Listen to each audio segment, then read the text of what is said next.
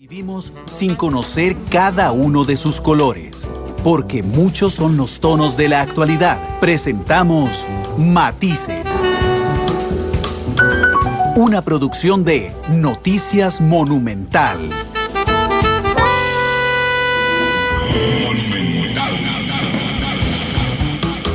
2 de la tarde con 5 minutos, ¿qué tal? Muy buenas tardes, bienvenidos a un nuevo programa de Matices, el segundo de la semana. Muchas gracias por estar con nosotros. A través de todas las plataformas en las que nos ponemos a disponibilidad de ustedes, estamos en vivo en radio 93.5 en FM, estamos en vivo en internet monumental.co.cr, estamos en CR Móvil, que es nuestra aplicación celular, estamos también en Facebook en vivo, en la cuenta de Noticia Monumental, estamos en Twitter, @monumentalcr, esta noche a las 8 de la noche estamos en Canal 2 y hoy a las 9:30 de la noche estamos a través de Monumental, la repetición en la radio de Costa Rica, así que prácticamente es imposible perderse Matices con esas 7 plataformas que acabo de contarles. Muchas gracias por estar con nosotros. Hoy invité a don José María Villalta, diputado del Frente Amplio, a hablar de un tema en específico, pero siempre es muy enriquecedor hablar de muchos temas también con don José María. Bienvenido a Matices, ¿qué tal? Muchas gracias, muy buenas tardes, Randall, un saludo para todas las y los oyentes de Radio Monumental, un gusto estar aquí en Matices. Gracias, don José María. A usted que nos escucha y que nos observa esta tarde, seguramente se dio cuenta de que en el Mundial de Fútbol algunos partidos no los pudimos ver todos por televisión abierta, igual que en el Campeonato Nacional una de las finales no se pudo ver por televisión abierta, sino solo los usuarios de... quienes contratan y pagan un servicio de cable en lo particular, que es Tigo. De hecho, dije el nombre porque quisiera contarles que yo ayer aquí en Matices y en el noticiero les decía que me ayudaran a contactar a Tigo, que realmente no sabía cuál era la oficina de prensa y no quería que me pasara lo de doña Eugenia llamando a la central, y entonces nos contestaron después una agencia de comunicación diciéndonos que Tigo no iba a venir a la entrevista, así que por eso es que no está Tigo hoy con nosotros, pero con base en eso que pasó, don José María ha presentado un proyecto de ley que es interesante y del que vamos a empezar a hablar esta misma tarde. ¿Por qué? ¿Por qué se le ocurrió decir, bueno, vamos a presentar un proyecto que diga que los eventos de interés general tendrán que ser transmitidos por televisión abierta? Bueno, la verdad es que es un tema que venimos trabajando. Usted no es herediano. Desde hace tiempo. No soy, aunque tengo conocidos que son seguidores del Club Sport Herediano y estaban muy preocupados porque no pudieron ver los partidos de la final. La verdad es que este tema lo venimos trabajando desde hace tiempo. Es una de las preocupaciones. La radiodifusión abierta, como la radio a través de la cual se transmite este programa, es un elemento esencial para la democracia, para la libertad de expresión, porque permite de forma gratuita, con solo conectarse a un aparato, que cualquier persona pueda tener acceso a la información. Y es una discusión que se viene dando a nivel mundial con el crecimiento de servicios como la televisión por cable, la televisión por suscripción, las plataformas cerradas donde hay que pagar para acceder a la información. Se viene dando la discusión en muchos países si se debería permitir que cualquier evento, cualquier actividad, cualquier información sea sacada de la radiodifusión abierta y trasladada solo a plataformas donde hay que pagar para poder tener acceso a esa información. Y lo que creemos es que si aplicamos los principios constitucionales, los tratados de derechos humanos que el país ha firmado, que garantizan el acceso a la información, el derecho de acceso a la información, el derecho a la comunicación, el derecho de acceso a la cultura, es necesario legislar para garantizar que ciertos eventos de interés de la ciudadanía, de interés de la población, ahora estamos hablando de espectáculos deportivos, que yo creo que es muy importante, pero puede haber otros eventos culturales, artísticos, de información general, no deberían poderse privar a la ciudadanía y especialmente a la población de menos recursos, que son los que no pueden pagar ciertos servicios pagados, no debería privarse a la ciudadanía de poder verlos, de poder presenciarlos. Alguna gente dirá, pero ¿qué importancia tienen los partidos de fútbol? Ya lo dijeron. pero es que no son solo los partidos de fútbol, pueden ser otros eventos, espectáculos artísticos, informativos, de interés cultural. Lo importante es que haya una regulación, y lo que propone el proyecto es que ciertos eventos que sean definidos bajo una serie de criterios no puedan ser trasladados a plataformas cerradas. Esto no quiere decir que no pueda haber derechos exclusivos de transmisión. Claro, pueden tener las empresas derechos exclusivos de transmisión, pero tienen que garantizar la transmisión a través de la radiodifusión abierta. Eso es lo que buscamos. De lo contrario, si esto no se regula, la tendencia que ahora se da con los partidos del Club Sport Herediano se puede ir agravando. Entonces imagínense, la gente ya ni siquiera los espectáculos deportivos, o por qué no podrían decir los partidos de la selección. ¿Por qué no privar a la gente también de que vea los partidos de la selección u otro tipo de espectáculos artísticos o culturales de interés general? A mí me parece que nuestra ciudadanía tiene pocas oportunidades de acceso a la cultura entendida en sentido amplio, y lo que se transmite por radiodifusión abierta, más bien habría que promover que la oferta sea más diversa, más amplia, que haya más opciones de acceso a la cultura a través de la radiodifusión. Pero si esto no se regula, más bien se puede ir cerrando cada vez más, incluso hasta matar la radiodifusión abierta. Pues si realmente no hay nada atractivo de interés que se tiene que transmitir por radiodifusión abierta, se debilitaría muchísimo esta forma de comunicación, que es la más democrática y la que más bien ahora, con los avances tecnológicos, habría que fortalecer. No, José María, permítame, y además me gusta mucho el papel, y usted lo sabe, de jugar de abogado del diablo un buen ratito. Así es. El artículo... Te queda bien el papel. Lo sé, como anillo al dedo. El artículo 13 de la Convención Americana de los Derechos Humanos es el que regula la libertad de expresión.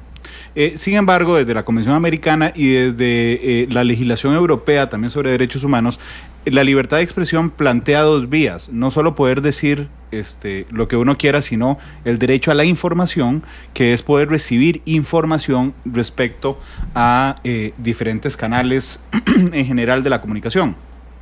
Sin embargo, y créeme que está hablando con un enamorado de este tema, entiendo el tema de la información, pero a mí no me calza necesariamente los partidos de fútbol o los eventos culturales específicos, o digamos, esos dos en información. Eso no es información, es entretenimiento. Es que lo que hemos hecho para darle fundamento legal a este proyecto de ley es integrar los convenios internacionales, como el que usted menciona, como la Convención Americana de Derechos Humanos, que hablan de la libertad de expresión y el derecho a la información, con otros tratados internacionales muy importantes, como el Pacto de Derechos Civiles y Políticos, o los distintos convenios sobre derechos económicos, sociales y culturales, que también hablan del derecho de acceso a la cultura. Es decir, estamos integrando el derecho a la información y la comunicación con el derecho de acceso a la cultura. Si ustedes ven, por ejemplo, el Pacto de Derechos Económicos, Sociales y Culturales, o su contraparte en la OEA, que es el convenio de la OEA también sobre derechos económicos, sociales y culturales, también hablan de la obligación de los estados de garantizar el acceso a la cultura a la población, entre otras formas, garantizando su difusión, la difusión de la cultura. Y ahí es donde articulamos derecho de acceso a la cultura con derecho de acceso a la información. El concepto técnico que se usa a nivel internacional es el de eventos de interés general, ¿sí? ¿Verdad? Evento de interés general puede ser, obviamente, creo yo, incluye información, actividades que sean relevantes de interés público, pero también incluye o puede incluir actividades culturales, recreativas, que son de gran interés para la ciudadanía. Y nuevamente, pongámonos en los zapatos de la gente de más escasos recursos. ¿Qué opciones le queda a la gente en nuestro país para tener acceso a formas de recreación? Los espectáculos que hay culturales, conciertos, obras de teatro, muchas veces son caros o no son accesibles. El SINAR a veces los da. Ahí es donde encuentro algunas contradicciones, digamos, en términos generales, en el relato que me está haciendo esta tarde, porque, por ejemplo, el SINAR transmite eventos culturales y el SINAR nadie lo ve, don José María, y es de televisión abierta. Bueno, el SINAR tendría que mejorar. Yo estoy seguro que si el SINAR mejorara... Lo ven 2,000 personas al mes. Si el SINAR mejorara su oferta la hiciera más diversa, si invirtiera más en promocionar su programación, el CINAR, ¿por qué no podría parecerse a las televisiones públicas como la BBC de Inglaterra, o la televisión española, o la televisión pública francesa? Tal vez sea porque es estatal y no pública. Creo que ese es el detalle, pero bueno, eso lo podemos conversar después. Sí, es decir, podría haber televisión pública, radiodifusión pública atractiva. La radio es diferente, la radio, por ejemplo, la radio universitaria o la radio nacional tiene un poco más de cobertura, pero lo cierto es que... No, la radio nacional no. Radio Nacional, bueno, no sé cómo están ahora las estadísticas. Ya se las digo. Eso, Randall, ve. Pero no es de todas maneras no es un tema central. Menos de 2,000 personas al mes. De todas maneras no es un tema central. No es el tema de hoy. De mi argumentación. Queda claro, lo que pasa es que... el punto es que la televisión pública tiene que hacer cosas para mejorar su oferta y llegar más a la ciudadanía. Pero en general, si nos concentramos en el derecho de acceso a la cultura y a la recreación, hay que reconocer que en nuestro país hay pocas opciones para la población de escasos recursos, que en sus ingresos no puede destinar una parte de sus ingresos a pagar actividades culturales, ¿verdad? O recreativas, porque apenas le alcanza para las otras necesidades básicas. Las opciones son limitadas. Disfrutar los partidos de fútbol, los partidos de la selección nacional a través de la radiodifusión abierta, pues es una de las opciones. Yo no tengo ningún inconveniente, ningún empacho en decirlo.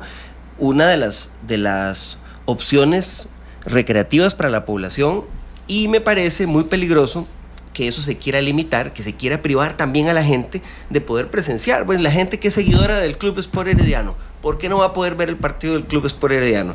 La empresa que tiene los derechos de transmisión igual puede vender publicidad, igual puede ceder los derechos, es decir, no se le está impidiendo hacer negocio.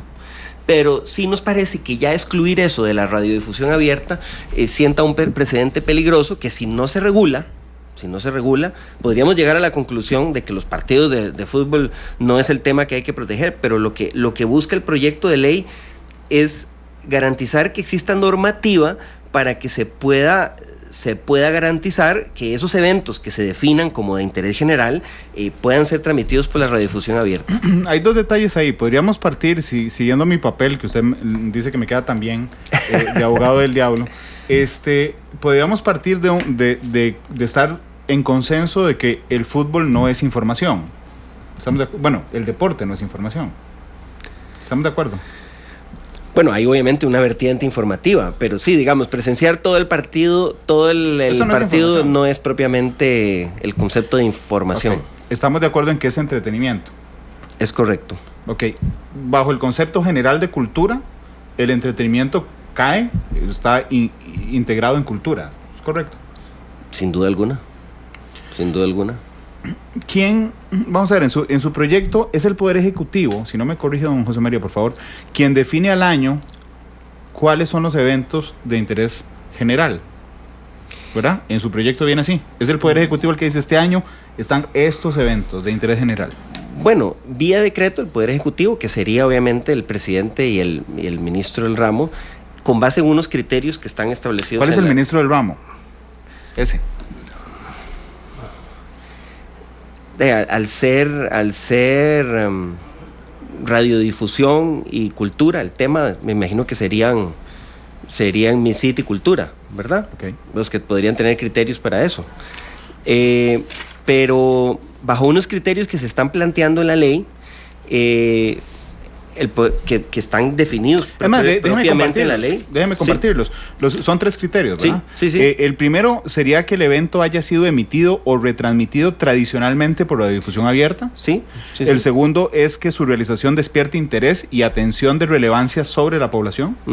Y el tercero es que se trate de un evento de importancia nacional o de un evento internacional relevante con una participación de representantes nacionales en calidad o cantidad significativa. Esos son los 3 elementos. Okay. Entonces, entiendo que lo que su proyecto dice es, el gobierno de la República, a través de un decreto, hoy aclarado usted por MISID y Cultura, y firmado por el presidente, por supuesto, emiten el decreto diciendo, estos son los eventos de interés general al año.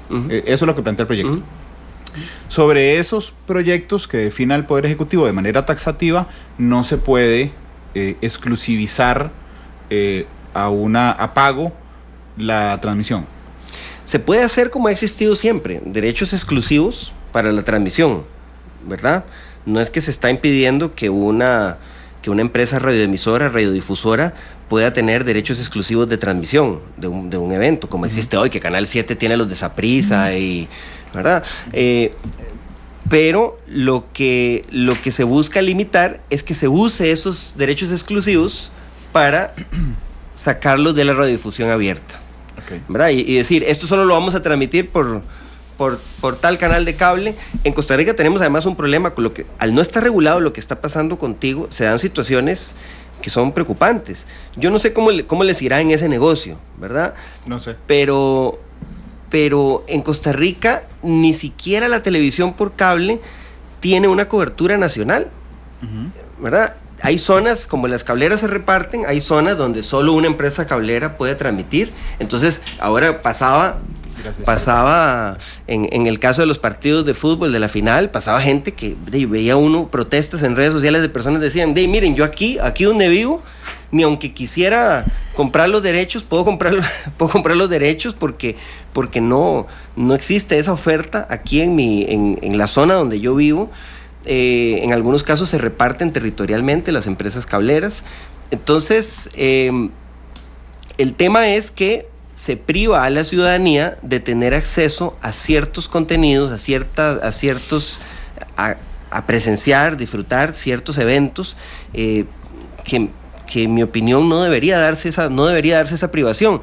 Y para que no se piense que es que se quiere limitar más, pusimos ese criterio de que sean eventos que tradicionalmente han sido difundidos por radiodifusión abierta, ¿verdad? Y sí, esa es la única limitación, que no se puedan esos derechos exclusivos llevar al extremo de privar a la ciudadanía de poder presenciarlos, verlos a través de la radiodifusión abierta. Okay. Hablemos de un ejemplo práctico, el Mundial de Fútbol, ¿verdad? En este instante, una empresa le compra por una millonada, que realmente es mucha plata, los derechos exclusivos del Mundial de Fútbol a la FIFA.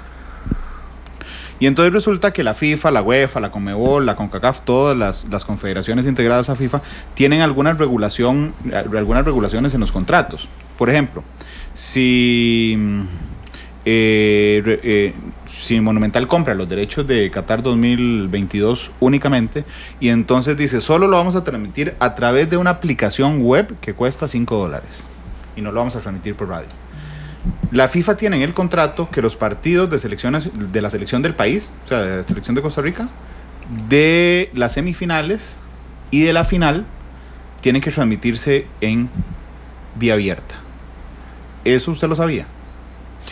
Sí, sabía que la FIFA en ciertos casos exigía eso, y me parece que aunque seguís siendo abogado del diablo, sí. Estás abonando en parte a mi argumento, porque si hasta la FIFA regula eso, no veo por qué una ley de la República no puede regularlo. Claro, lo que pasa es que la FIFA lo regula, a lo que quería llegar es que la FIFA lo regula en ciertos casos, los partidos de la selección nacional, y tienen que ser abiertos, las semifinales y la final. Y no considera el mundial, digamos, en su macro, digamos, un evento de interés general. Claro. Porque claro, los derechos salen carísimos, hay que recuperarlos de alguna forma.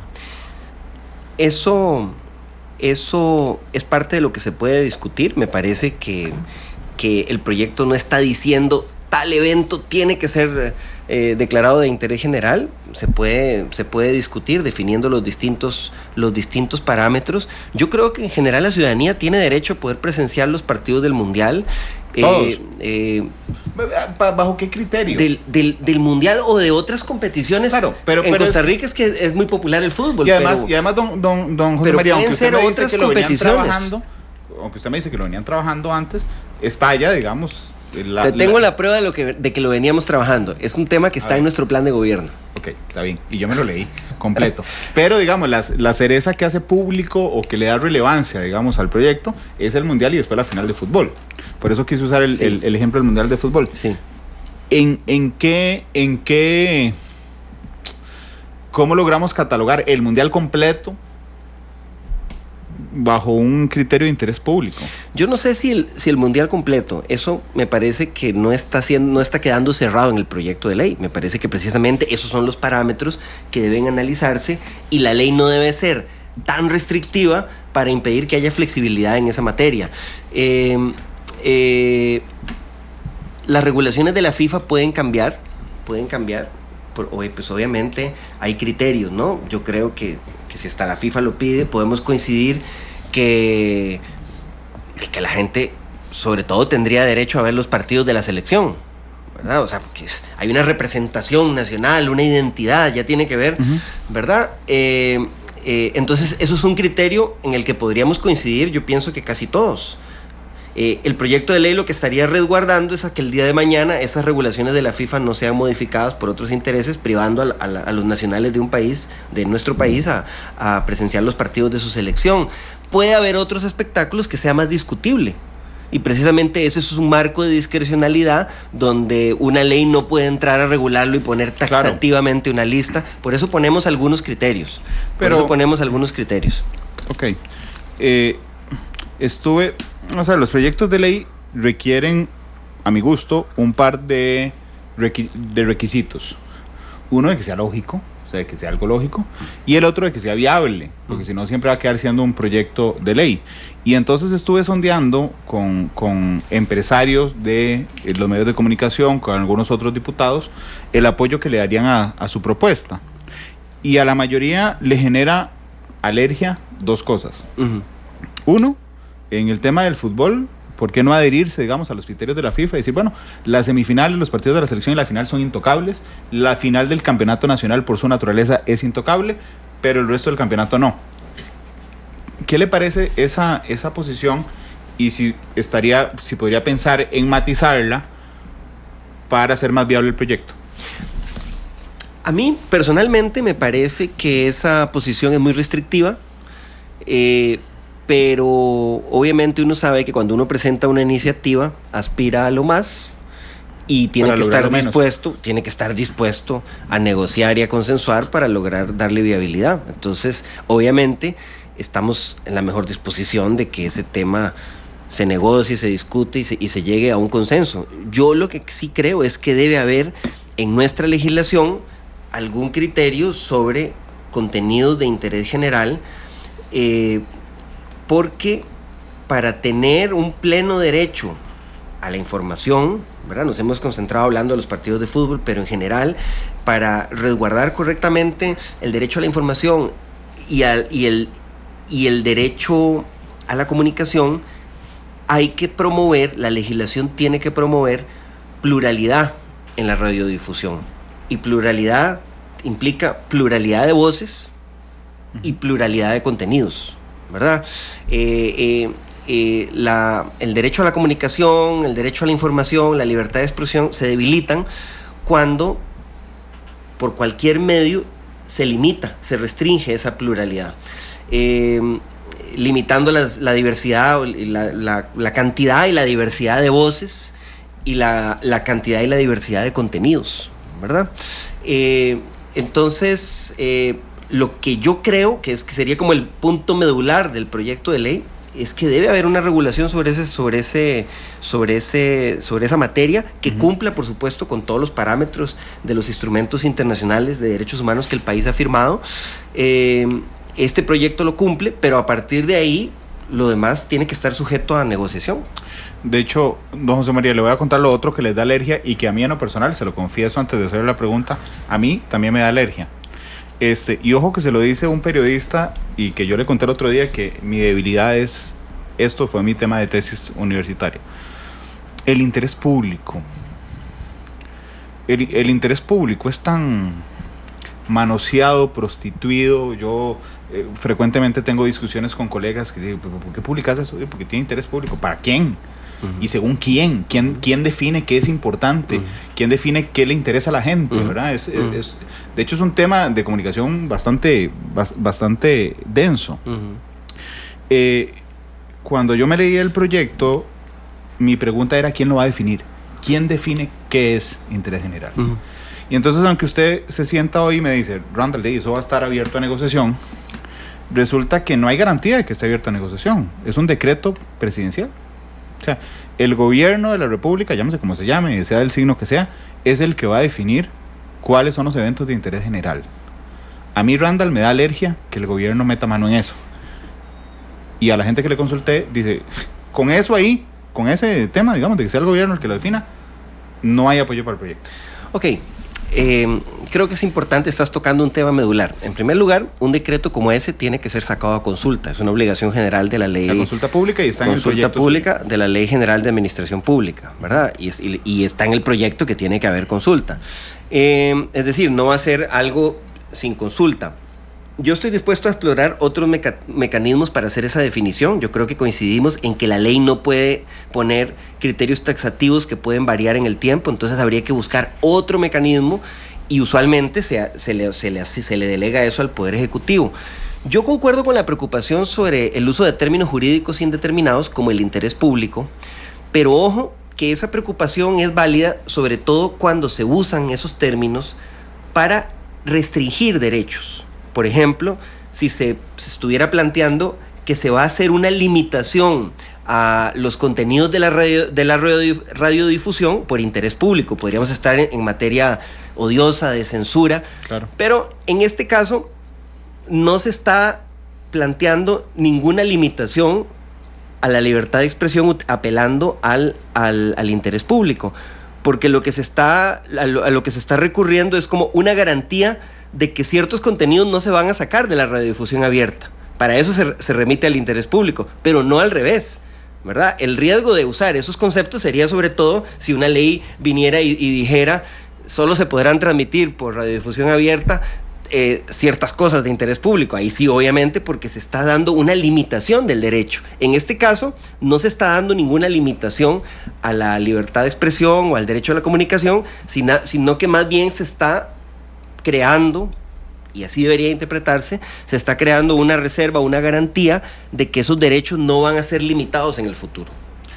Le comprendo el punto, pero digo, con todo el respeto y la confianza que tenemos, me parece muy jalado del pelo el tema de utilizar el interés público, señalando que cuando es una legislación positiva, se puede utilizar como un interés difuso, y cuando es una legislación restrictiva, no se puede utilizar.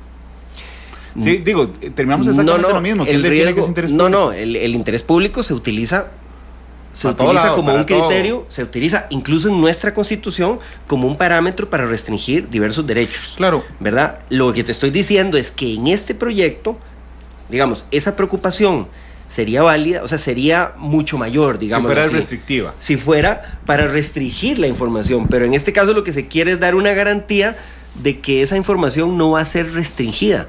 Ahora bien, eso que me estás planteando del interés público tampoco es un tema medular del proyecto, se puede buscar otra reacción. Yo creo que tampoco es que estamos descubriendo el agua tibia, es este concepto de los contenidos de interés general, todo el tema de la pluralidad y la diversidad de contenidos en la radiodifusión, es tema que está súper desarrollado en la doctrina, en las resoluciones de la Relotería sobre libertad de expresión, tanto de la Organización de Derechos Humanos como de otros organismos internacionales de derechos humanos. Es decir, se pueden buscar legislación comparada y una redacción más precisa si fuera del caso. Don José María, la consulta pública que tiene que hacer el Poder Ejecutivo para generar su decreto es vinculante.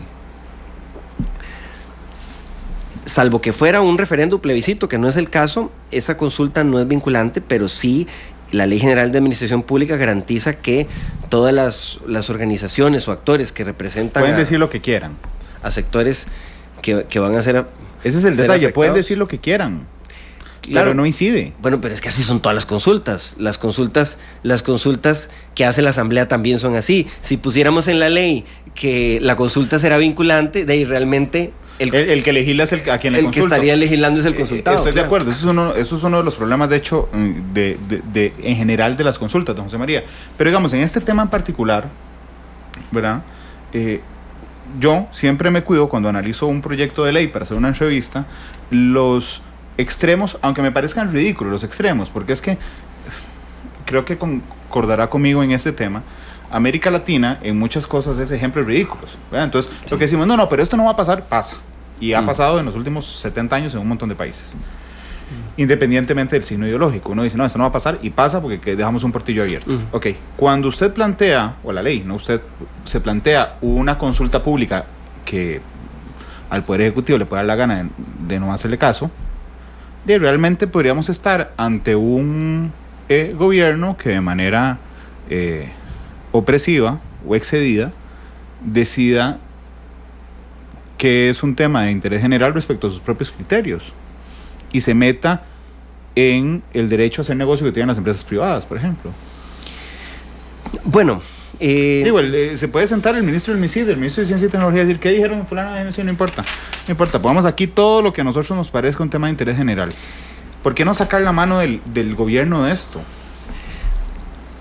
Si podemos buscar otro mecanismo para hacer esa definición, teniendo claro que la ley no lo puede hacer. Sí, yo tengo claro que la ley no lo puede hacer. ¿Verdad? Perfectamente, yo estaría dispuesto a poner esas aclaraciones. Me parece que los criterios que se ponen en la ley de alguna manera resguardan que no puede hacer cualquier información o cualquier asunto. Hombre, los que se sustraen, los que se protegen bajo este criterio de interés general. No estamos del todo de acuerdo, porque el segundo punto es muy abierto. Que su realización despierte interés y atención de relevancia. Es abiertísimo. Ahí está todo. ¿No le parece? Bueno, me parece que el primer criterio de que sean eventos que han sido difundidos tradicionalmente en la radiodifusión abierta, los criterios deben analizarse de forma integrada. Claro, ¿no? Ese segundo que mencionás es ciertamente más abierto. Eso lo dice su proyecto. O sea, vamos a ver, es que una cosa es que tenga que cumplir los 3 requisitos y uno dice, ¿listo? Sí. Okay. O que sea el 1 o el 2 o el 3. Bueno, ahí tenemos un punto. A mí me parece que por lo menos el espíritu, si no está muy claro, es una de las cosas que habría que... No, así con toda confianza no está claro. Pues ese es un punto que habría que precisar. Me parece que el sentido, el interés es que los 3 criterios se apliquen de forma conjunta, ¿verdad? Que se cumplan los 3 y si no calzan los 3 no pasa. No va. E igualmente, cuando uno presenta una propuesta, un proyecto de ley, obviamente tiene que haber estudio detrás, fundamentación, lectura del derecho comparado, pero uno tiene claro que uno presenta un texto base, ¿verdad? Para que precisamente pase por todo ese filtro. Aquí nada más en esta entrevista ya yo he detectado y he apuntado 2 o 3 cosas que hay que revisarle o mejorarle al proyecto, solo haciendo la retroalimentación con vos, que conoces del tema.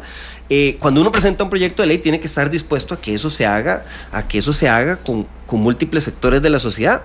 Entonces me parece, por ejemplo, que si ese punto no está claro, si se pueden precisar los criterios, o si se puede buscar otra instancia que haga esa definición, que no sea únicamente el Poder Ejecutivo, me parece que son cosas que son totalmente legítimas, viables y que no van contra el objetivo central de la iniciativa. Es que lo que me da miedo, y se lo digo sinceramente, yo celebro su intención, se lo dije desde que lo invité al programa, pero me preocupan algunos detalles. Sí. Y un detalle es el diablo está en los detalles. Sin duda alguna. Hoy lo hemos nombrado un montón de veces. Sin duda alguna. Y uno de esos, don José María, es de politizar el entretenimiento. Politizar el entretenimiento es que entonces cuando sea un poder ejecutivo el que defina los eventos de interés general, estamos incluyéndole una dosis de política a la lista. ¿Estaría dispuesto a quitar al ejecutivo de ahí? Si buscamos otra forma de definirlo, estaría totalmente dispuesto. Y quiero recordar que aquí no estamos hablando de entrar en quién tiene los derechos de transmisión exclusiva de ningún evento, ¿verdad? el derecho sino que lo transmita de manera abierta. El derecho que históricamente han tenido las empresas de comprar un derecho para transmitir exclusivamente un evento y comerciar ese derecho y hacer publicidad sobre ese derecho, en nada de esos temas nos estamos metiendo, ni yo pretendo que el Poder Ejecutivo asuma la difusión de esos eventos o que se transmitan por el CINAR, nada de eso está en discusión ni está planteado en el proyecto. Entonces me parece que la afectación a la libertad de comercio que podría alegar alguien sería muy acotada y limitada, porque realmente históricamente en nuestro país las empresas han hecho negocio con los derechos de transmisión exclusiva sin necesidad de dejar por fuera la radiodifusión abierta. Y yo creo, Randall, en eso coincidimos. La radiodifusión abierta es un servicio, un bien que habría que en los tiempos actuales fortalecer. Yo estoy absolutamente de acuerdo con usted. Buscar medidas que la fortalezcan. Sí, yo estoy absolutamente de acuerdo con usted en eso. Y si tenemos consenso en eso, me parece que las otras cosas son perfectamente... Además, le voy a decir una cosa en la que estoy absolutamente, no solo yo, la empresa de acuerdo con usted. Pagamos un ridículo por frecuencias, nosotros. Pagamos un ridículo por frecuencias porque eso dice la ley. Y la ley realmente es un ridículo lo que pagamos por frecuencias. Y de hecho, le cuento, no sé si lo sabe, pero nosotros habíamos insistido, no es el tema de este programa, durante varios años, en varios proyectos, en actualizar lo que se nos cobra por frecuencia y no hemos tenido éxito. Ojalá que lo tengamos en el futuro, porque efectivamente es ridículo lo que pagamos por una frecuencia, aunque el éxito del uso de esa frecuencia viene por otras cosas, por credibilidad, por los contenidos y por un montón de cosas. Que dicha que toca el tema de que usted no quiere que el Estado, digamos, se haga cargo de la difusión, porque usted, que es un estudioso de los temas que propone, en América Latina hay dos grandes extremos de ejemplo de esto. Está Paraguay en uno, donde la transmisión del campeonato nacional, por ejemplo, paraguayo, es exclusivo de una cablera. O sea, solo la gente que tiene ese cable puede ver el campeonato nacional. Y estuvo el otro extremo, que ya se acabó, que es el de Argentina, que supongo que lo conoce, que Néstor Kirchner en 2008, si no me falla la memoria, dijo, se le quitan los permisos exclusivos a todo mundo, el Estado agarra las transmisiones del fútbol nacional argentino, lo empieza a transmitir el Estado, y el escándalo se da cuando se dan cuenta que ha gastado 4.000 millones de pesos en las transmisiones el Estado de eso, y fracasa el sistema, y en 2017 tienen que volver a privatizar, digamos, las transmisiones. Esos son los dos extremos. Siento que usted está en el centro. Sí. Lo que en algún momento me da miedo del proyecto, no de su intención, sino de lo que pueda salir del proyecto, es dejar abierto algún portillo que nos corra hacia uno de los lados, Paraguay, o hacia otro de los extremos, Argentina.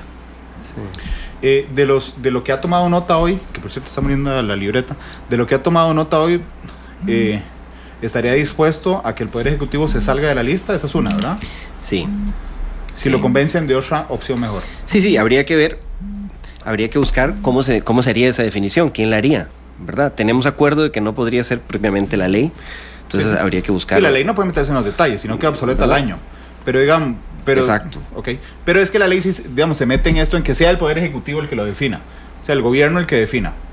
Eso podría ser otra entidad, otra entidad o una forma colectiva. Okay. Lo otro es que los criterios de los tres criterios juntos sean inclusivos los tres, o sea, usted es abogado, ¿cómo se dice cuando son bueno, no sean excluyentes, sino que debe cumplirse con todos estos criterios, con los tres, no basta con uno. Exactamente. Ok, y ahí estamos de acuerdo en esos temas. Sí, sin duda. Esos dos puntos. A lo otro que habías planteado era lo de interés público, si se puede usar otro término, ¿verdad? Un término más específico. Sí, bueno, realmente lo de interés público es redundante porque me parece que lo de contenidos relevantes de interés general es un tema que ha desarrollado la jurisprudencia, al menos en el ámbito internacional. Es un concepto que no es que estamos partiendo de cero, pero se puede buscar otro que precise esa redacción. Y sí, poniendo esos extremos, el proyecto no plantea un modelo como el de Argentina, de ninguna manera, porque no entramos a tocar el tema de la titularidad de los derechos de transmisión. Sí, eso fue un desastre. Y mientras no se toque ese tema, que no es conexo con el proyecto, no existe ese riesgo. Pero hoy sí yo veo el riesgo de que Costa Rica se mueva hacia Paraguay, se siga moviendo a ese modelo paraguayo, que es muy excluyente, porque realmente deja por fuera a la población que no puede pagar estos servicios exclusivos o restringidos. Son las 2:44. Hablamos bastante del proyecto. ¿Me deja ir a una pausa comercial? Claro que sí. Hablamos de cosas que me interesa hablar con usted también en términos generales. Claro que sí. Vamos a la pausa, son las 2:44. Ustedes nos pueden dejar sus comentarios, como lo han estado haciendo a lo largo del programa, a través del Facebook Live de Noticia Monumental y también en Twitter, en @monumentalcr. Me reí porque me hizo gracia un comentario de Ron que nos puso ahí en Facebook Live. Vamos a la pausa y regresamos.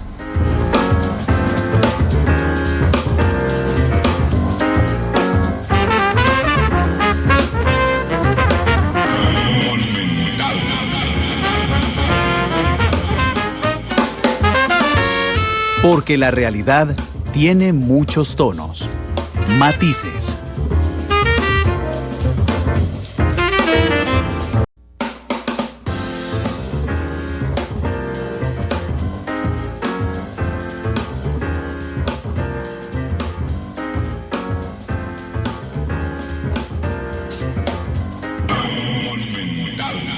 De la tarde con 49 minutos. Gracias a mi buen amigo Alejandro Guido, que me aclara, no fue Néstor, fue Cristina Fernández, la que ya siendo presidenta tomó la decisión respecto a la Liga Argentina de Fútbol. Le dije a don José María que avanzáramos en otros temas, porque realmente sería un desperdicio tenerlo aquí y no conversar de algunas cosas. Así es que voy a devolverme como si estuviera a principio del programa y le voy a hacer una pregunta general. ¿Qué le ha parecido el gobierno?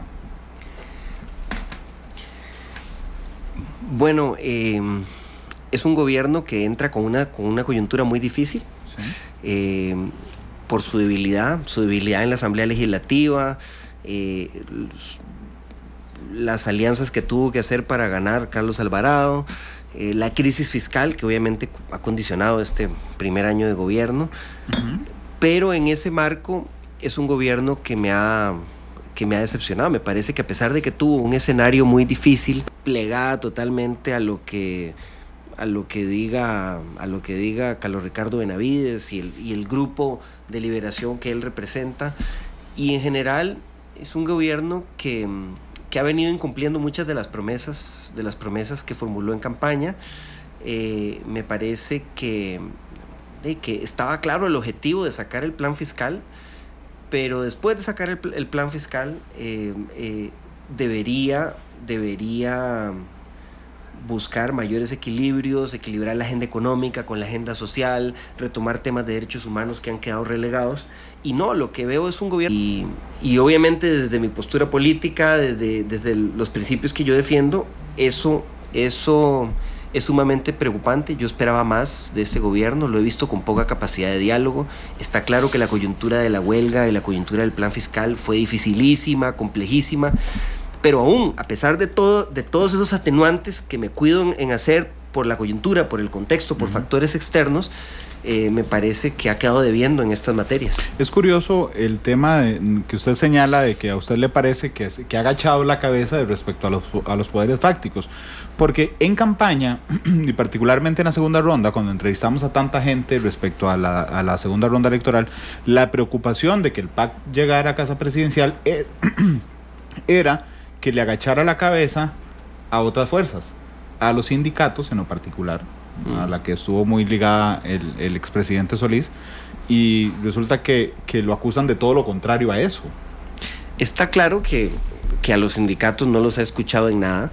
Es que precisamente la labor de un gobierno... Hasta decían, van a cogobernar el Frente Amplio, ¿se acuerda? El Frente Amplio y bueno, el PAC va a cogobernar. Yo creo que hoy ya nadie, ni por molestarme a mí, ¿verdad?, dice eso, que el Frente Amplio está cogobernando. Pero un gobierno, pues obviamente no puede ignorar o no debería ignorar totalmente lo que dicen los distintos sectores, debería buscar equilibrios, ¿verdad? Y yo lo que veo es que es un gobierno que, pues, está claro, no podía hacer todo lo que le pedían los sindicatos, pero me parece que ha descuidado equilibrios básicos, ha descuidado procesos de diálogo, de negociación, me parece que muestra posturas demasiado intransigente hacia diversos sectores sociales y totalmente... ¿Los sindicatos y quién más? Totalmente cualquier otro sector social que busque dialogar con el gobierno. Hombre, eso está como el segundo punto de su plan plantea la misma queja. Está abiertísima. Plantea la misma queja. Deme 3 ejemplos. Los sindicatos es uno, claramente. Organizaciones de derechos humanos, colectivos sociales, se quejan constantemente de que sus demandas, sus planteamientos no son atendidas. Organizaciones ecologistas igual plantean que el gobierno no atiende sus demandas. Grupos comunales, hay una gran queja de grupos comunales, grupos de pequeños empresarios. He estado reunido con pescadores, con pequeños transportistas, con gente de las zonas costeras y que igual reclaman. Pequeños agricultores, grupos campesinos que no están como en las cámaras grandes, reclaman que no están siendo escuchados. Me parece que pareciera que únicamente escucha a los grupos empresariales más poderosos y que ha cedido totalmente la iniciativa política a otros partidos, que uno los entendía participando de un gobierno de unidad, pero donde el que mandara fuera el PAC.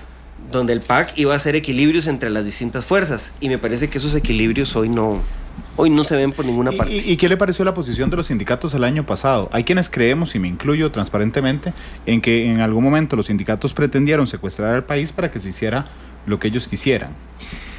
Me parece que los sindicatos equivocaron su estrategia, y lo digo aquí porque se los he dicho a ellos en las reuniones que hemos tenido.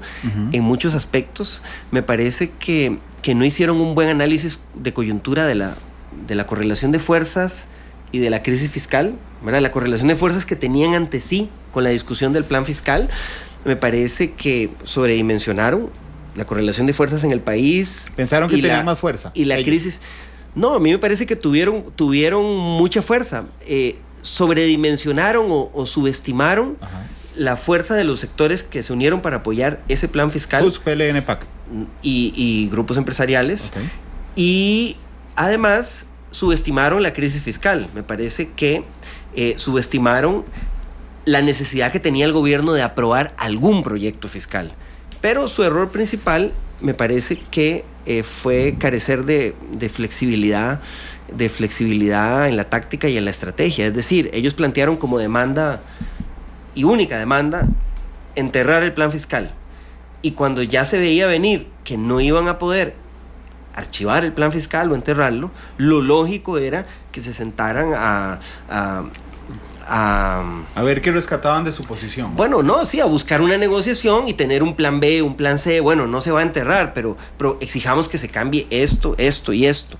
Y aunque ellos afirmaban que sí tenían esas opciones, en la práctica me parece que les faltó flexibilidad. Ellos alegan que el gobierno fue intransigente y nunca quiso negociar con ellos, y en parte tienen razón, pero también me parece en parte que les faltó capacidad para medir esa coyuntura y buscar alternativas, partiendo de que el plan fiscal se iba a aprobar. Me parece que con la fuerza que tuvo la huelga podrían haber logrado que se hicieran otras modificaciones al proyecto y tal vez hubiéramos sacado un plan fiscal menos injusto o más equilibrado. Usted me dijo ahora que este gobierno le había parecido intransigente. Yo ya lo doy por registrado, digamos, que a usted le parece que efectivamente el gobierno fue intransigente, pero le parece que los sindicatos, y discúlpeme que use una palabra todavía más popular, fueron tercos, cabezones en algún momento.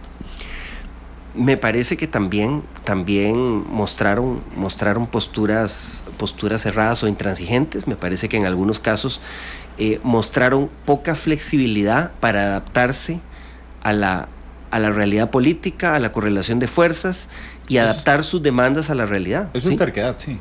Sí.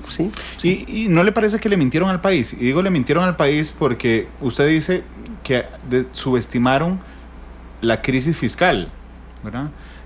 Lo que pasa es que la motivación de esa desestimación yo no la tengo clara. Si es que pensaron que la crisis no era tal crisis o si lo sabían, pero le mintieron a su base diciéndole que la crisis no era tal crisis. No, me parece que podrían haber subestimaron la crisis, pero yo no creo que hayan mentido. Es decir, en la discusión de cualquier discusión política se usan argumentos retóricos, se usan distintos planteamientos. Claro, pero es que el argumento retórico no puede ser una mentira. O sea, cuando usted se planta frente al país, no usted, cualquier persona se planta frente al país y dice, no es necesario un plan fiscal. Digo, yo por lo que he escuchado esta tarde, para usted era necesario un plan fiscal. Tal vez no pero es necesario un plan fiscal. Cuando usted se para frente al país y dice, no es necesario un plan fiscal, si está utilizándolo como elemento retórico, está mintiendo, aunque sea un elemento retórico. O está tremendamente equivocado. Me parece que pueden haber estado equivocados en algunos de sus análisis, pero yo, con la mayoría de dirigentes que hablé, ellos reconocían que había una crisis fiscal y que era necesario un plan fiscal, pero objetaban este plan fiscal, ¿verdad? A mí me parece que, por ejemplo, se les ha acusado de algunas cosas que son insostenibles, ¿no? Por ejemplo, yo hablé con mucha gente que estaba en huelga y la gente que estaba en huelga obviamente estaba preocupada por las medidas chambonas, algunas de ellas o injustas, que se introdujeron en la parte de empleo público, los parches que se introdujeron en la parte de empleo público, que no van a resolver el problema integralmente, pero también estaba preocupada por la injusticia fiscal del proyecto, por este tema de que se golpeaba muy duro con el IVA y se hacía poco para combatir la evasión fiscal del impuesto sobre la renta. ¿Y usted se los advirtió durante la huelga? Porque es que, ¿qué están diciendo? Es que Villalta se abrazaba con Albino en la tarima. Yo no sé si físicamente se abrazaba, pero bueno, simbólicamente entiendo que estaban juntos en esa lucha. ¿Usted se los advirtió en huelga?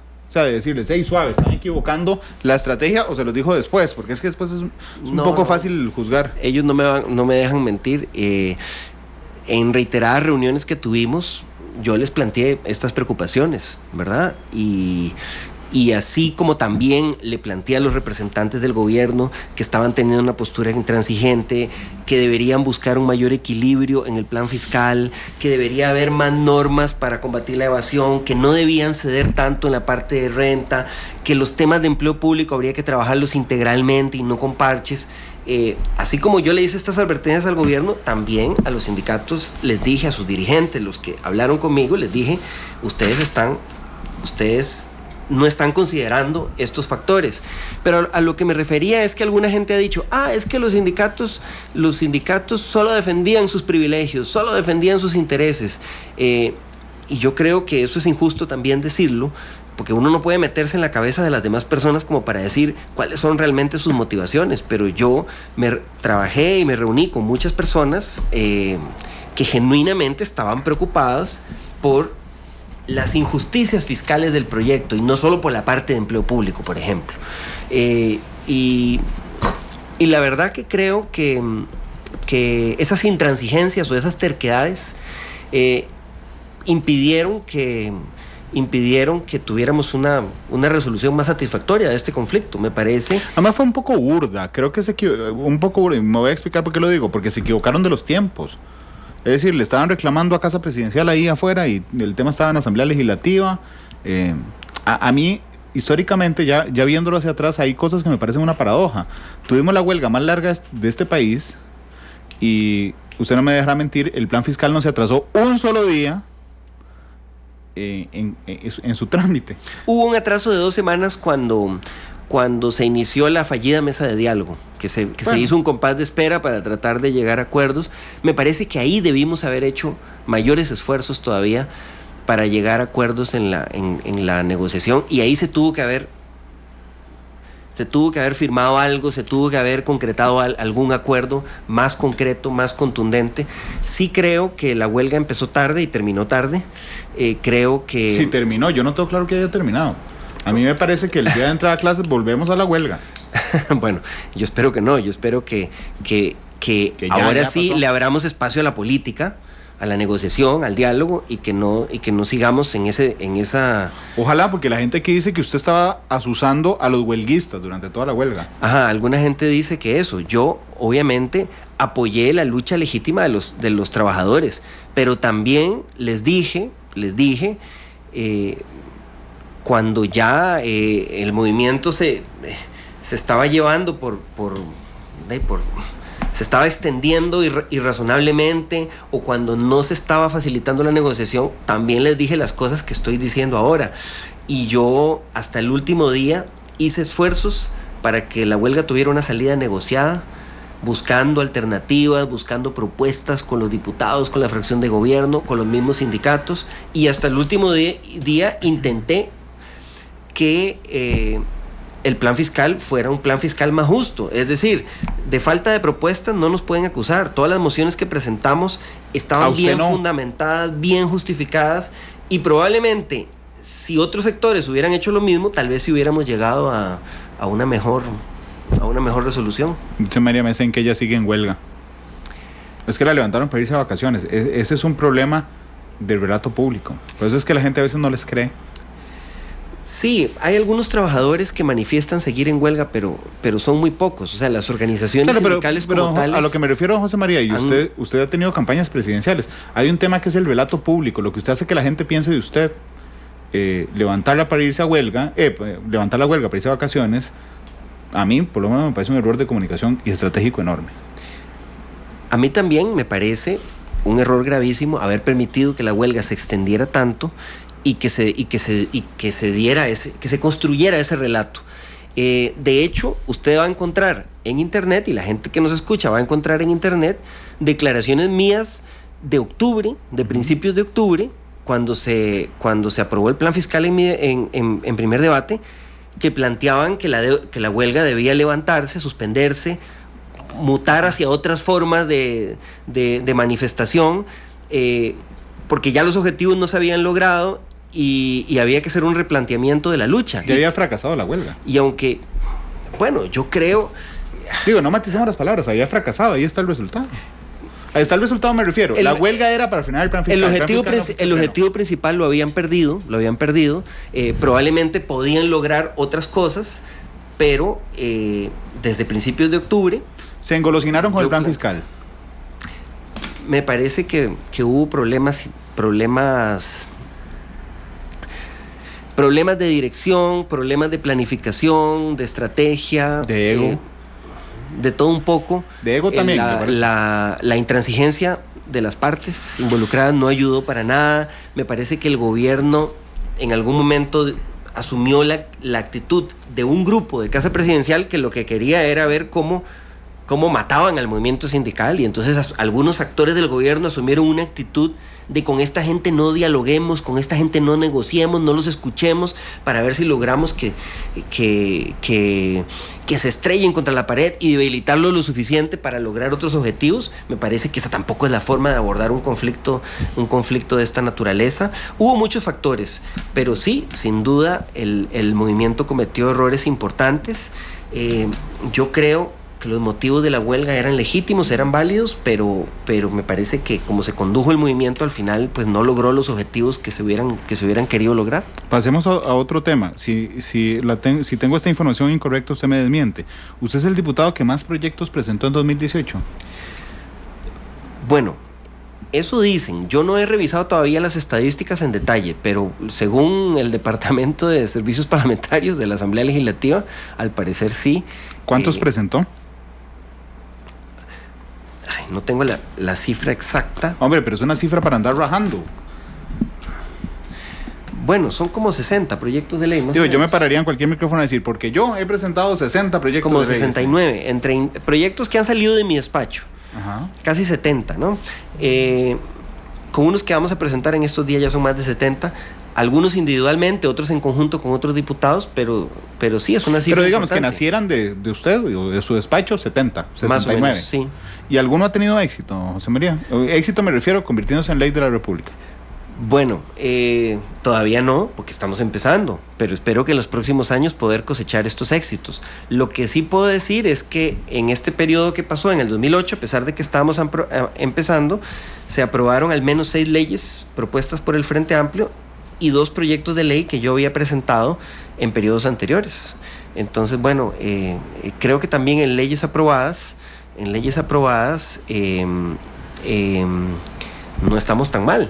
Ahora bien, yo siempre me ha extrañado esa crítica que creo que vos tenés y algunos periodistas tienen, planteando, bueno, pero no tiene mucho sentido presentar proyectos de ley si nunca te los van a aprobar. Sí. Yo discrepo totalmente de esa crítica, porque la aprobación de una ley depende de muchos factores, depende de una suma de voluntades, pero uno, como actor político, está obligado a proponer, ¿verdad? Yo tengo la obligación como diputado de presentar ante la Asamblea Legislativa las iniciativas con las propuestas y los planteamientos que queremos defender. Si esas leyes no se aprueban porque no logran generar consenso, porque otros las bloquean, porque no tienen el apoyo necesario, pues hay que buscar replantearlas, mejorarlas, pero la obligación principal de uno como legislador es proponer alternativas, propuestas. Si algo no me gusta, de nada más quejarse, de proponemos también. Bueno, déjeme que le argumente mi crítica a eso, porque no es personal, es en general con cualquier diputado de la República. Uno, que no, usted no lo dijo, pero yo valoro realmente el control político, me parece importantísimo. O sea, me parece una función vital de los legisladores que a veces es invisibilizada por los medios de comunicación. Esa es menos medible, esa función. Eso no se mide. Pero es muy importante. También en esa estamos al pie del cañón. Sí, yo no se lo estoy cuestionando. El otro tema, José María, es que si yo me convierto en diputado de la República, y no digo que sea el caso suyo, es que yo discrepo con la medición, y yo presento 60 proyectos de ley que son intrascendentes, inviables, una locura que hay, una locura, entonces yo puedo sentarme aquí a decir, presenté 69, sí, y digo, 69 proyectos se redactan, no sé, puede redactar uno por semana. 69 chayotes. ¿Sí? Podríamos presentarlos en una tarde. 69 chayotes podríamos presentarlos en una tarde, ¿verdad? Sí. Las propuestas que nosotros hemos presentado, todas tienen una buena fundamentación y bueno, tenés que hacerle ese análisis a ver si te parece. Sí, sin duda alguna. No estoy acusando ¿no? a lo suyo de ser chayote. Lo que acuso es a la medición de decir, bueno, que usted no la está haciendo. Yo soy un buen diputado, no, porque presento. Por eso yo soy escéptico con esas mediciones, porque un buen diputado no se puede medir solo por eso. No, y guarde. Pero ahora sí, te digo, lo que nosotros estamos haciendo es, vamos a tener un cuadrito con el plan de gobierno que le presentamos al electorado, que yo le presenté como diputado al electorado, y vamos a poner un cuadrito. Propuesta planteada en el plan de gobierno, acción que realizamos. Muchas son proyectos de ley, porque si yo pongo en el plan de gobierno, vamos a aprobar una ley para regular mejor tal cosa, para combatir la corrupción, me van a decir, y también vos haciendo como abogado del diablo y uno como candidato a diputado, vos me dirías, pero como usted pone esto en el plan de gobierno, ¿acaso depende de usted que usted va a aprobar la ley? Usted está ofreciendo algo que no puede cumplir. Entonces, claro, lo que uno puede ofrecer en el plan de gobierno es que uno va a presentar un proyecto de ley para combatir la corrupción y que va a hacer todo lo que esté a su alcance para aprobarlo, porque lo demás sí sería populismo barato, ofrecer cosas que uno no puede cumplir. Hablando de populismo barato, ¿qué pasó con Venezuela? ¿Por qué usted estuvo en contra de desconocer el gobierno de Maduro? Bueno, yo estuve en contra de esa moción que se aprobó. Cuando me refería a populismo barato me refería a Venezuela, para que no se sienta agredido. De hecho, creo que esa moción es equivocada. Yo concuerdo con muchas de las críticas que se le hacen al gobierno de Maduro en Venezuela, y lo he dicho públicamente, y me he comprado broncas con gente del Frente Amplio.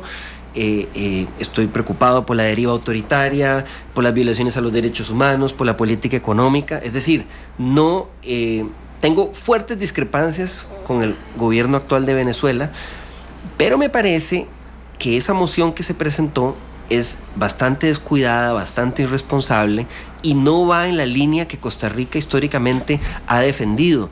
Esa moción dice que se debe aprobarse, que se aprueba sin extremos el pronunciamiento del Grupo de Lima, incluso en puntos que en un punto que el gobierno de Costa Rica ya había expresado que choca con la Convención de Viena, no reconocer representantes del gobierno, que el gobierno de Costa Rica ya había hecho la excepción. Los representantes diplomáticos. Los representantes, si usted tiene, si usted ha firmado pero no solo embajadores, si usted ha firmado la Convención de Viena, y usted tiene relaciones diplomáticas con un país, no puede llegar y decir que no se va a permitir el ingreso al país a los altos dignatarios de ese país, o a los representantes, a un ministro o a un embajador, y si vienen a negociar, y si vienen a buscar una salida al conflicto. Pero vamos a ver. También ni siquiera excluyeron el otro punto que la Cancillería tuvo que aclarar sobre el diferendo territorial. La declaración del Grupo de Lima se mete en un diferendo territorial que tiene Venezuela con Guyana, y yo creo que sería un gran error para Costa Rica pronunciarse sobre eso cuando ahí sí es como una intromisión en asuntos territoriales de otros estados que nos puede venir como un boomerang. La moción que se aprobó ni siquiera aclaraba ese punto. Ahora, el motivo principal es que esa moción está acuerpando la línea del Grupo de Lima, que hoy por hoy, y esa es una preocupación genuina, y ojalá yo me equivoque, Randall, creo que van a tener que retractarse dentro de unos meses, porque hoy la línea del Grupo de Lima está hegemonizada por la política de Trump, de Bolsonaro y de Uribe, bueno, de Duque, que va en la dirección de promover una intervención armada en Venezuela.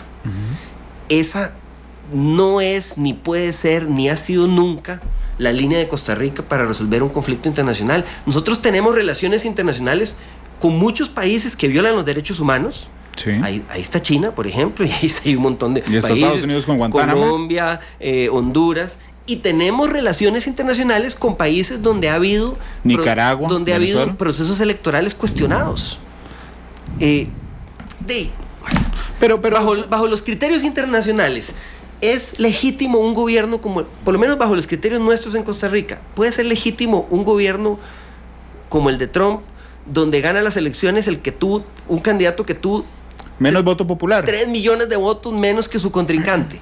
Y entonces ustedes me dirán, pero está en la Constitución. Pero es que claro, si nos metemos desde fuera a estudiar y analizar las constituciones de cada país, me parece que estamos en camisas de 11 varas. Yo estoy de acuerdo con usted en el tema de las constituciones de los otros países. Yo estoy de acuerdo con usted, pero el tema es el respeto a la voluntad popular. Porque, por ejemplo, Estados Unidos, y no pienso defenderlo, no tengo por qué defender a Trump, ni me siento a gusto defendiéndolo, pero el pueblo estadounidense estuvo de acuerdo en que ese fuera su sistema electoral.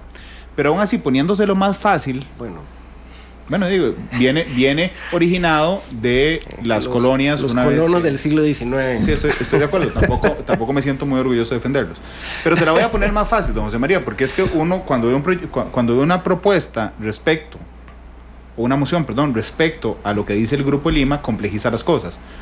Yo se la simplifico. ¿Usted está de acuerdo o no está de acuerdo en que se reconozca el nuevo mandato de Nicolás Maduro?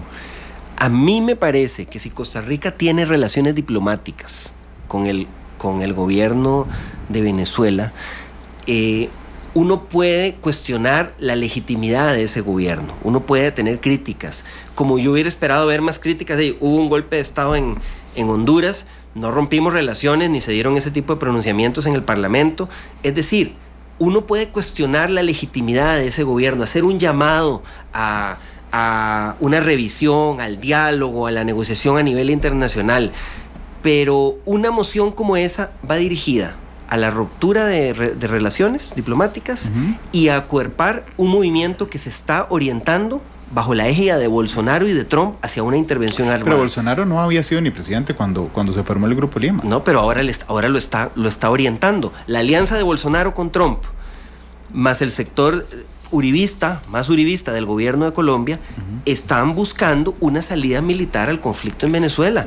Y Costa Rica, si eso pasara, Costa Rica va a tener que marcar distancia, porque no ha sido nunca la línea histórica de Costa Rica. A mí me parece mucho más sensata, Randall, la postura del gobierno de Uruguay. El gobierno de Uruguay no firmó la declaración del Grupo de Lima, tiene críticas al gobierno de Venezuela, le ha hecho un llamado a volver por los canales del diálogo, de la negociación, del respeto a los derechos humanos, de sentarse a dialogar y buscar una salida con la oposición. O sea, es un gobierno que ha sido crítico de lo que está pasando en Venezuela. Pero el gobierno de Uruguay no viene a acuerpar una línea como la del Grupo de Lima, que a mí me parece muy peligrosa.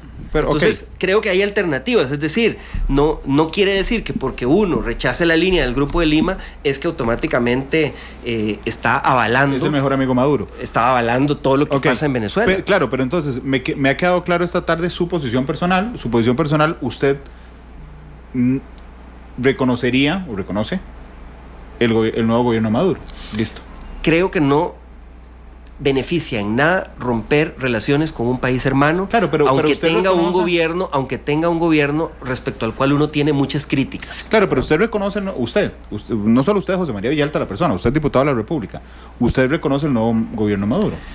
Yo creo que no ayuda en nada a romper relaciones. Reconozco también que hay cuestionamientos serios sobre la legitimidad democrática de ese gobierno, cuestionamientos serios sobre actuaciones de ese gobierno, pero me parece que desde una postura de respeto a la soberanía de los países, a su autonomía para definir los asuntos internos, desde una postura constructiva y promover la salida pacífica de los conflictos, esas mociones no ayudan en nada. Okay.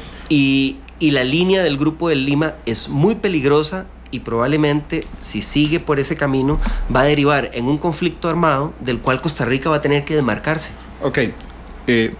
Pero no me contestó la pregunta. ¿Usted reconoce o no reconoce el gobierno de Maduro? Mientras tengamos relaciones diplomáticas con un país, creo que tenemos que mantener algún canal de diálogo con ese país. Yo creo que la línea correcta es la línea del gobierno de Uruguay, donde, sin hacer declaraciones que llevan a la ruptura de relaciones, plantea críticas hacia ese gobierno. Yo sospeché que en esta pregunta iba a terminar haciéndola de esta forma. Que ya se la he hecho varias veces en las entrevistas anteriores. Puede decirme sí o no y después agrega, ¿no? después complementa, casi desarrolla lo que usted quiera. Casi no hay sí o no en esto. Casi no hay sí o no, pero es que es muy fácil.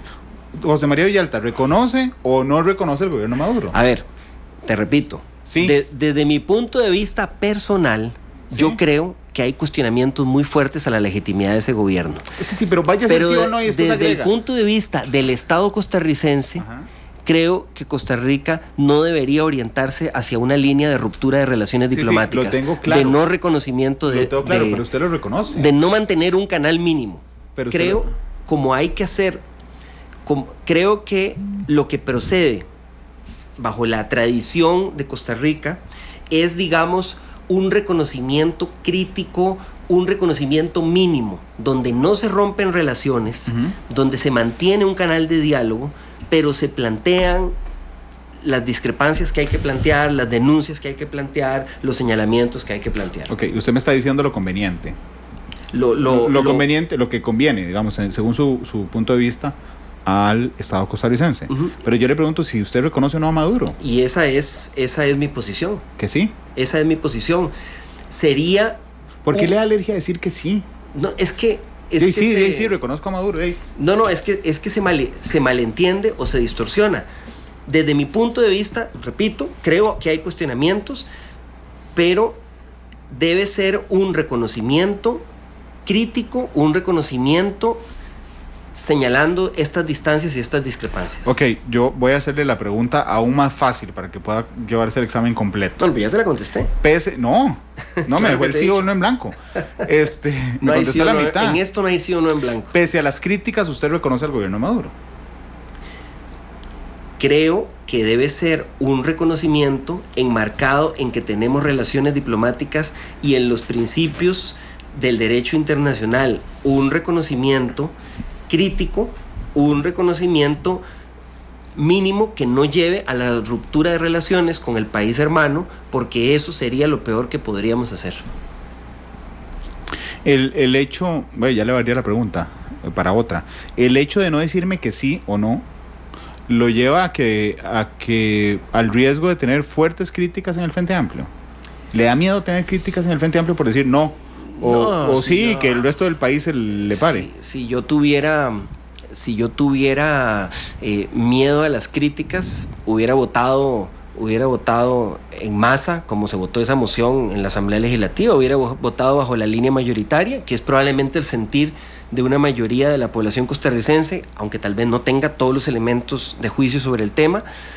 Y si yo tuviera miedo a las críticas dentro del Frente Amplio, no diría abiertamente los fuertes cuestionamientos y las fuertes discrepancias que tengo con el gobierno de Venezuela. Si la moción no fuera respecto al pronunciamiento del Grupo Lima, sino la moción fuera que Costa Rica reconozca o no reconozca el nuevo gobierno de Nicolás Maduro, ¿cómo hubiera votado?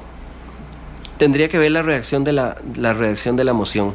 Es que cuando vos decís que el gobierno de Costa Rica desconozca el nuevo gobierno de Nicolás Maduro. Cuando vos decís, cuando vos decís que no reconoces un gobierno, estás abriendo la antesala para la ruptura de las relaciones diplomáticas. Sí, lo tengo, ¿verdad? Claro, pero entonces el tema es jurídico, el tema es de pensar esto más allá de el caso concreto de un gobierno que no con el que se tienen discrepancias, que no nos gusta, es que es un gobierno dictatorial. Sí, es un gobierno dictatorial, como hay otros gobiernos dictatoriales que asesinan opositores. Estoy de acuerdo con usted. Los que tenemos relaciones. Estoy de acuerdo con los que tenemos relaciones. Entonces podría plantear una moción para desconocer el gobierno de China. No, yo creo que más bien ese tipo de mociones, por eso la Constitución es sabia, las relaciones diplomáticas le corresponden al Poder Ejecutivo, hay tratados que el país ha firmado, esas mociones se manejan muy irresponsablemente en la Asamblea Legislativa. Okay. Ese tipo de mociones, a eso me refería con lo de la pinche moción de orden, o sea, como un tema tan sensible que tiene tantas aristas, incluso de soberanía territorial, de incumplimiento a convenciones como el Tratado de Viena.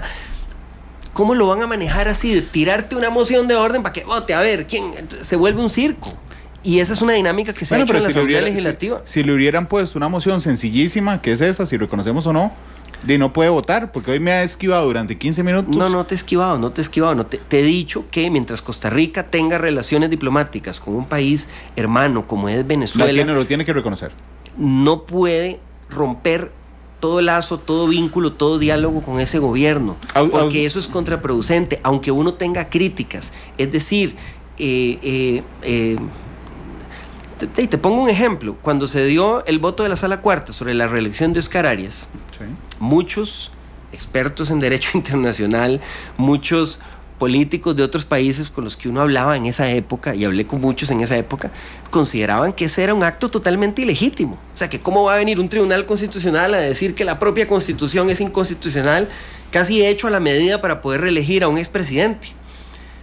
Imagínate que todos los otros países latinoamericanos en una correlación de fuerza hubieran llamado a desconocer a Costa Rica, a romper relaciones con Costa Rica.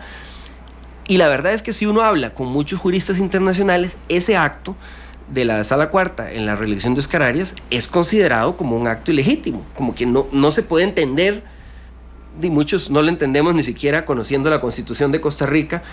Entonces, una cosa es las críticas de fondo que uno tiene a un gobierno, y otra cosa es ya hablar de desconocer ese gobierno, de romper relaciones con ese gobierno, o peor aún, de acuerpar intentos o líneas como la de Bolsonaro y de Trump. ¿Para usted Maduro es un dictador?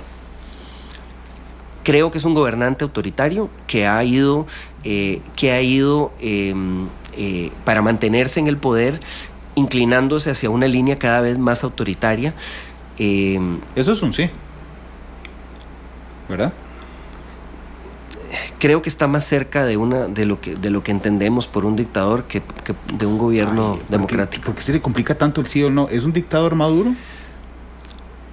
Si le pasamos el checklist de un dictador, probablemente no cumpliría o no se puede comparar con un dictador, por ejemplo, que llegó por las armas al poder, ¿verdad? Porque hay complejidades a las que yo no me quiero meter. Pero yo no le pregunté si un golpe de Estado. Del ordenamiento interno de Venezuela. Hoy es, ¿qué fecha es hoy? Hoy es 15 de enero del 2019. Mi definición correcta es que es un gobernante que llegó democráticamente al poder, pero que ha ido orientándose hacia una deriva autoritaria. Y llegó a ser dictador. Que lo acerca cada vez más a esa definición. ¿Y Ortega es un dictador? Ortega fue electo en elecciones, pero también es un gobernante electo en elecciones, pero que ha venido minando las instituciones democráticas de su país y ha venido una deriva autoritaria que lo acerca también cada vez más a esa definición. Pero no completamente. Probablemente no completamente, pero va en esa dirección sin duda alguna. Por eso digo, no hay blancos y negros. Hay matices, pero entendiendo la complejidad de la cual usted está argumentando para responderme así, por eso intenté simplificárselo.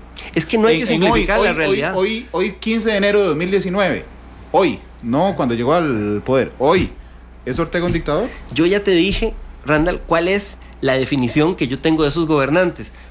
¿Querés insistir en ponerme en mis palabras una palabra determinada? Sí, que diga que sí o que no. Pero yo creo que son realidades complejas y por eso he usado los términos precisos que creo que califican a esos gobernantes.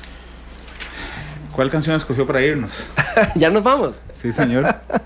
Y nos pasamos. Pensé que íbamos a hablar de otros proyectos. Sí, pero es que hablamos 45 minutos del primero, 15 minutos del gobierno, 5 minutos de sus proyectos, 10 minutos de Venezuela y 3 minutos de Nicaragua. No, la verdad es que me fue bien, porque la vez pasada hablamos como una hora de Venezuela y Nicaragua. Esos fueron 10 minutos. De que no me voy a quejar. No puede. ¿Pero cuál canción escogió? Tengo ganas de oír Los Dinosaurios, de Charly García.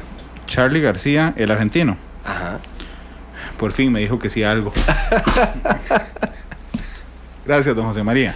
Hoy a las 7, la tercera emisión de Noticia Monumental. Mañana, Matices es a la 1:30 porque tenemos transmisión deportiva. Hay fútbol nacional mañana en la tarde. Mañana tenemos un debate en vivo. Vendrá el viceministro de Cultura y el diputado Pablo Heriberto Abarca. Uno defiende las inversiones en los arreglos del Teatro Nacional, el otro lo critica. Así es que tendremos un debate en vivo a partir de la 1:30. Hasta luego y feliz tarde.